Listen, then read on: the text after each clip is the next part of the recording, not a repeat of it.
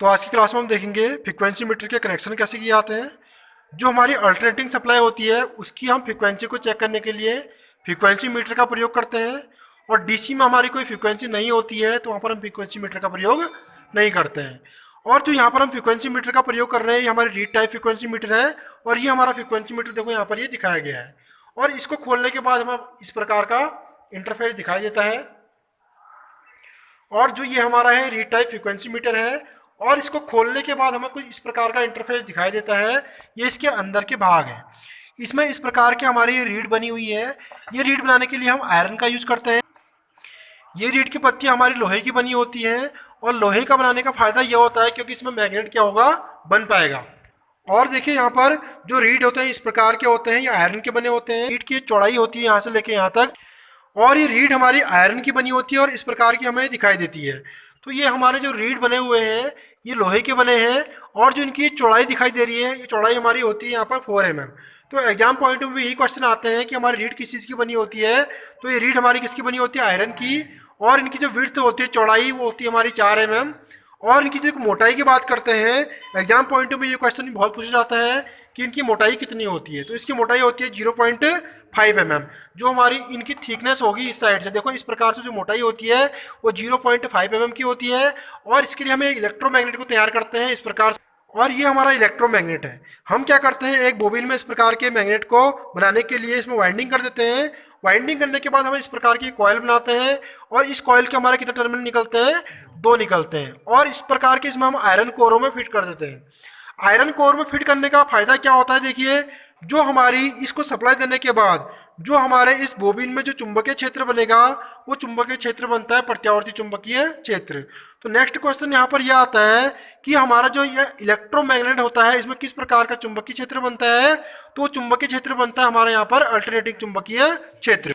और उसके बाद क्या होगा, अगर अल्टरनेटिव चुंबकीय क्षेत्र बनेगा तो हमारा उसकी फ्रीक्वेंसी भी होती है। अब होता क्या है, उसकी फ्रीक्वेंसी जब हमारे इन रीड के फ्रीक्वेंसी के बराबर हो जाती है तो उस कंडीशन में क्या होता है, जिस रीड की फ्रीक्वेंसी हमारे इसके इलेक्ट्रोमैग्नेट के साथ मैच करती है वो क्या करती है, कंपन करती है। तो जैसे कि ये हमारे रीड दिखाए गए हैं, इन रीडों को हमने यहाँ पर कंपन जो करेगा हमारी फ्रीक्वेंसी क्या होगी, वही होगी। और इस कंडीशन में क्या होता है, इलेक्ट्रोमैग्नेट की जो हमारी ये इलेक्ट्रोमैग्नेट रखा है इसकी फ्रीक्वेंसी मैच करती है किसके साथ, इन रीडों के साथ। जिस रीड के साथ वो मैच करेगी हमारी फ्रीक्वेंसी भी क्या होगी, उतनी ही होगी।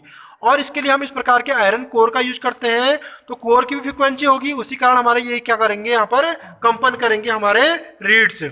क्योंकि कोई भी हमारी प्राकृतिक चीज़ होती है तो उसकी अपनी क्या होती है, एक नेचुरल फ्रीक्वेंसी होती है।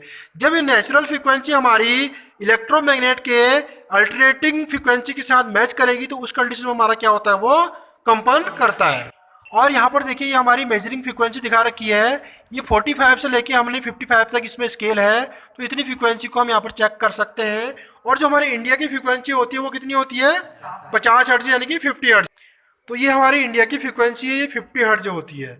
अब 50 हर्ट्ज का मतलब क्या होता है कि 50 साइकिल प्रति सेकंड, ठीक है।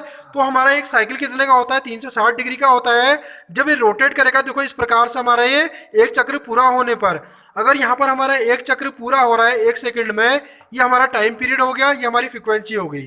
तो अगर 1 सेकंड में एक चक्र पूरा करेगा तो हमारी फ्रीक्वेंसी 1 हर्ट्ज होगी। इस प्रकार से देखिए अगर मैं एक साइकिल पूरा कर रहा हूँ 1 सेकंड में तो हमारी फ्रीक्वेंसी 1 हर्ट्ज होगी। तो इस प्रकार से हम इंडिया में 1 सेकंड में 50 साइकिल पूरे करते हैं, तो इसीलिए हमारी फ्रीक्वेंसी कितनी होती है, यहाँ पर 50 हर्ट्ज होती है। तो ये भी हमारे एग्जाम पॉइंट में क्वेश्चन क्या होता है, इंपॉर्टेंट होता है। नेक्स्ट आता है हमारा फ्रीक्वेंसी में वेरिएशन। तो फ्रीक्वेंसी में जो वेरिएशन होता है ये हमारा कितना होता है, पॉजिटिव नेगेटिव 3% का। तो 50 का यहाँ पर अगर हम 3% निकालते हैं पॉजिटिव में तो ये हो जाता है 51.5 हर्ट्ज। नेगेटिव कंडीशन में देखते हैं तो ये हो जाएगा हमारा 48.5 हर्ट्ज। तो इस अब हम क्या करेंगे, इससे कनेक्शन करते हैं। कनेक्शन करने के लिए देखिए इस प्रकार से इसमें हमने 2 प्रकार के प्रतिरोध लगा रखे हैं। इस प्रतिरोध को ऐड करने से क्या होता है, इसमें वोल्टेज ड्रॉप बढ़ जाता है, जिसके कारण क्या होगा, इसके जलने के कॉइल के जलने के चांसेस क्या हो जाते हैं, कम हो जाते हैं।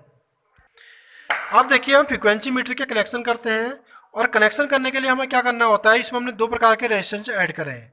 तो ये 250 वोल्ट के लिए कर दिया है, और यहाँ पर अगर कनेक्ट करते हैं तो हम ये 450 वोल्ट की फ्रीक्वेंसी को चेक कर सकते हैं।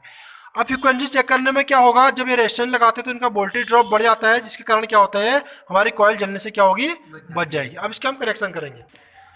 तो इस प्रकार हम एक फेज और न्यूट्रल को इसमें कनेक्ट कर चुके हैं। अब इसकी फ्रीक्वेंसी को हम सिंगल फेज सप्लाई देके चेक करेंगे। तो यहाँ से हम सप्लाई दे रहे हैं, देखो सिंगल फेज की सप्लाई देने के बाद जब हम इसको ऑन करते हैं तो उस कंडीशन में क्या होगा, देखो इसकी फ्रीक्वेंसी यहाँ पर दिखा रहा है और जो हमारी फ्लैग है 50 हर्ट्ज की कंपन कर रही है। जैसे हम सप्लाई को ऑफ करेंगे तो क्या होगी, रुक जाएगी। तो इस प्रकार देखिए धीरे धीरे हमारी फ्लैग क्या हो चुका है, रुक चुका है। और जब हम इसको सप्लाई को ऑन करते हैं तो यहाँ पर हमारा देखो फ्लैग क्या हो रहा है, कंपन कर रहा है। इसका मतलब क्या है कि इसकी फ्रीक्वेंसी कितनी होती है, हमारी 50 हर्ट्ज होती है।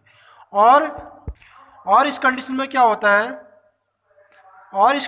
होता है, जो हमारी इन फ्लैग्स की फ्रीक्वेंसी होती है वो इलेक्ट्रोमैग्नेट की फ्रीक्वेंसी के साथ मैच होती है।